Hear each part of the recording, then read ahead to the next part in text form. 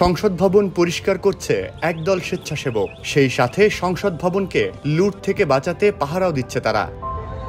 আজ সকাল থেকেই একদল শিক্ষার্থী সহ বিভিন্ন শ্রেণী পেশার মানুষ দল বেঁধে সংসদ ভবন এবং এর চারপাশ পরিষ্কার করতে শুরু করেন।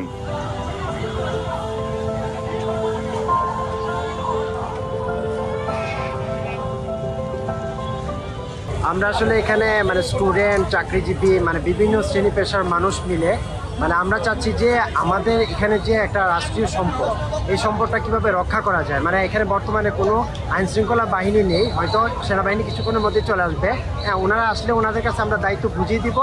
পাশাপাশি আমরা চাচ্ছি যে এখানে প্রত্যেকটা জিনিস যাতে ঠিকঠাক থাকে, আমরা সেফলি যাতে ওনাদেরকে হ্যান্ডওভার করে, আমরা এই জায়গাটা ভালোভাবে পরিষ্কার করে আমরা যাতে ওনাদের কাছে হ্যান্ডওভার করতে পারি। বিবেকের তাড়নায় আমরা এই কাজটা করতেছি, যেটা আমাদের সম্পদ, এটার প্রত্যেকটা ইট পতঙ্গ দেখার দায়িত্ব আমাদের। এই ধারণা থেকে আমরা সব শ্রেণীর মানুষ, এখানে স্টুডেন্ট, চাকরিজীবী, বিভিন্ন শ্রেণী পেশার মানুষ হচ্ছে এখানে আসছে ভলান্টিয়ার হিসেবে আমরা কাজ করতে। গতকাল সোমবার শেখ হাসিনার পদত্যাগের পর গণভবন এবং সংসদ ভবনে ব্যাপক সংখ্যক শিক্ষার্থী সহ সাধারণ মানুষ ঢুকে পড়ায় ওই এলাকা অপরিচ্ছন্ন হয়ে পড়ে। আজ তাই শিক্ষার্থীরা নিজেরাই সংসদ ভবন পরিষ্কারের উদ্যোগ নেয়। পরে তাদের সাথে যোগ দেয় নানা শ্রেণী পেশার সাধারণ মানুষ।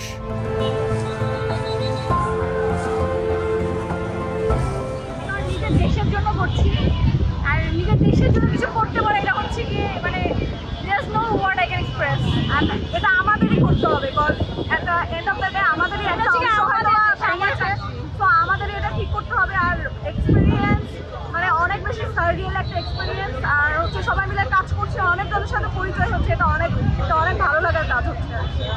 আর সর্বস্তরের মানুষ এখানে একসাথে হয়েছে just to clean our environment, আর এটা অনেক বড় একটা স্টেপ।